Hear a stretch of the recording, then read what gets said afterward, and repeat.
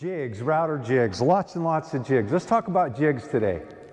Hi, I'm Paulk, designer of the Paulk Workbench, the Total Station, and the Smart Woodshop. If you like these woodworking videos, be sure to give me a thumbs up, subscribe to the channel, ring that bell so you know when I drop a new video, but most important, share the channel with others. There's like 500 hours of video uploaded to YouTube like every minute, so it's really hard to rise to the top. So if you find something useful, share it with somebody else.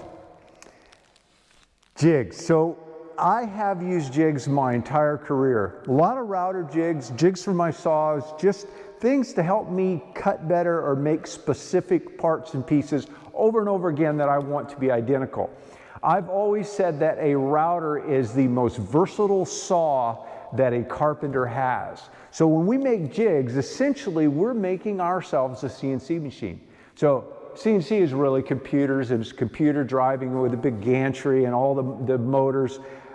What we do, a little old school, but it still works very well, is to make a pattern carefully and then use that pattern with a router and a router bit and make that same piece over and over again.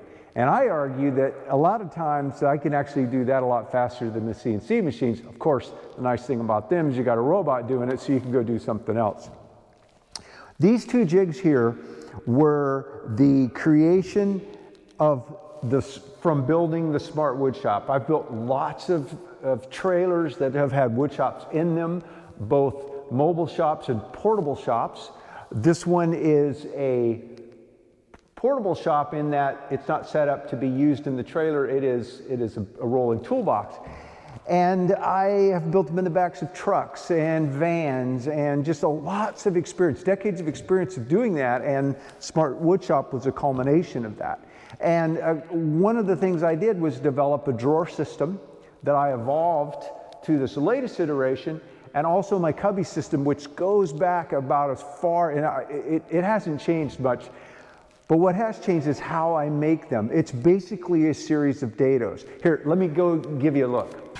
So these are my cubbies. I know we're kind of at an angle here and hard to see them, but I've showed actually building these and using those jigs.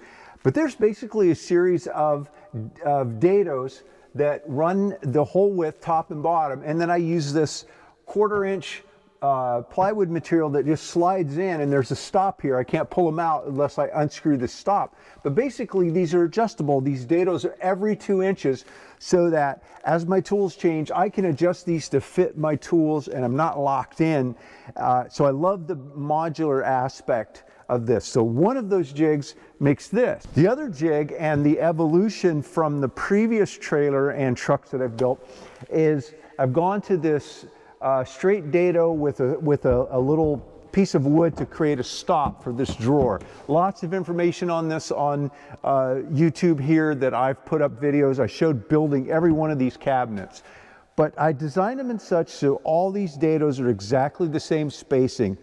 I've got 3 different heights of cabinets, but it doesn't really matter. They are all identical. I've got a starting point, so they all start, the first dado starts the same distance from the bottom of each cabinet. It doesn't matter how short or tall it is.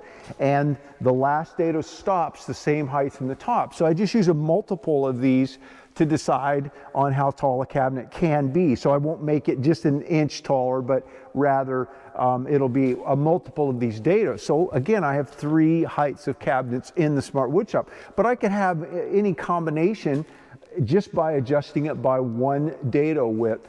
And it's the same jig that will make them all. I made it big enough to make the tallest cabinet that I have, and obviously it'll do the shorter ones as well, because again, it's just a multiple of these dados. Well, I ran into a problem, and I've shared this, that on my taller cabinets, I got them all put together and everything loaded in here, and I got just a little bit of separation spreading so that the drawers didn't fall out, but they got pretty close, and I wanted to keep things parallel. So I put in, for my situation here, I modified it, not the way I would build it from scratch, but I needed to make it work because everything was in here and I don't want to tear everything apart. So I put in a spreader, and I went with just a 1/2 inch spreader and took everything apart as far as I could and screwed this in. And then I took this one drawer and I cut it down so it still fit. So I lost the modularity of this one space. Of course, this drawer is shorter, so it'll fit anywhere, but none of these other drawers, the taller drawers anyway, will not fit. I didn't have to do it to this side because that stiffener stiffened this, which carried over to this side, and that side is stiffened because it's tied to other cabinets. And on this side, I had put in a strong back, and that stiffened this side up and then tied in with this. So it works for me, but I wanted to make it right.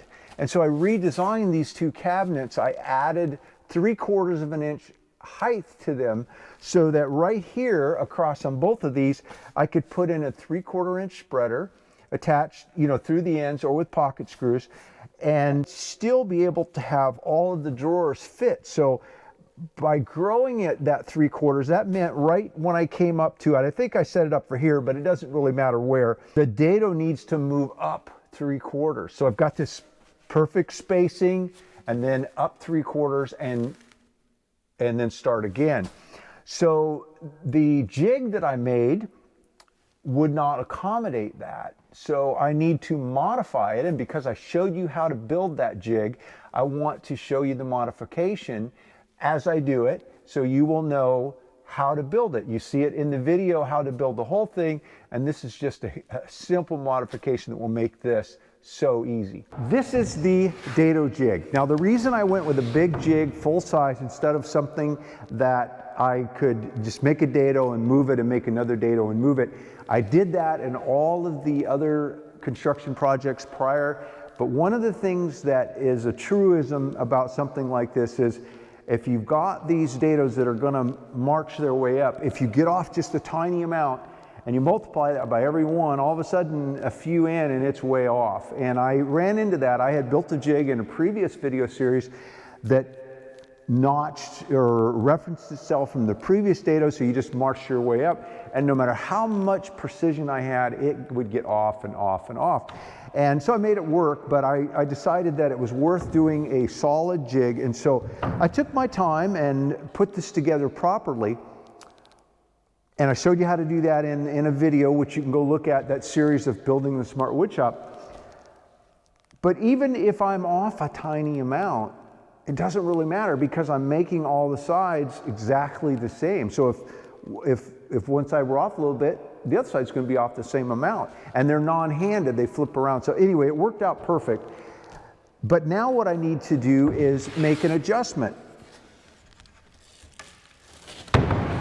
So basically, this is upside down. You watch the other videos to see how I use this with the router. Don't even have to think about it. Just clamp it and go, and it makes, you know, makes these dados perfect every time.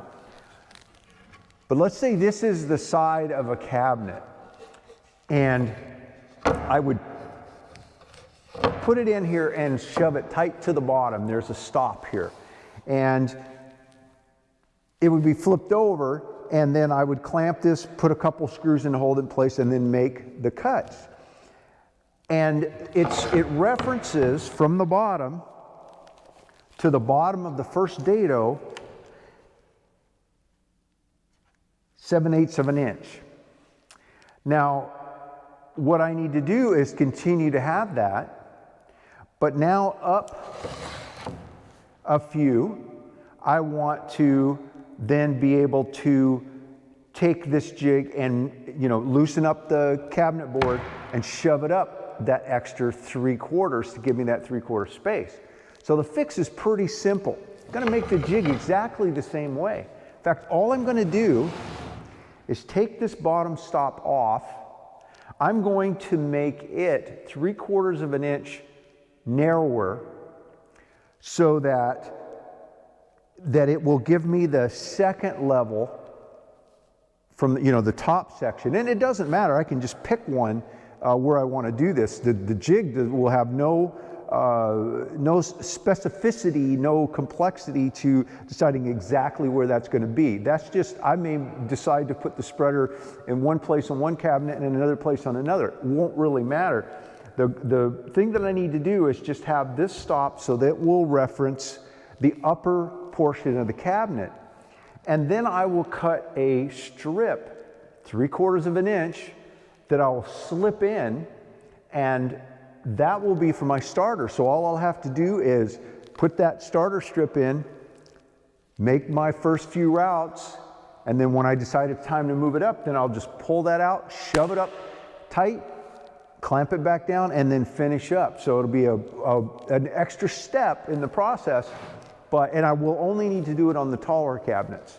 So what I need to do is remove this piece, make it 3/4 narrower, and then make me a strip that's 3/4. So the first thing is to take this off.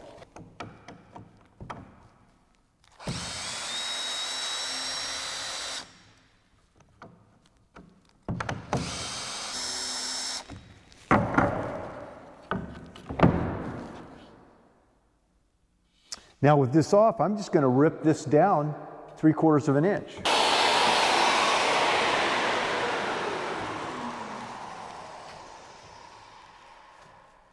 So there it is. It's just a strip that'll fit right in here. I won't be pocket screwing it in.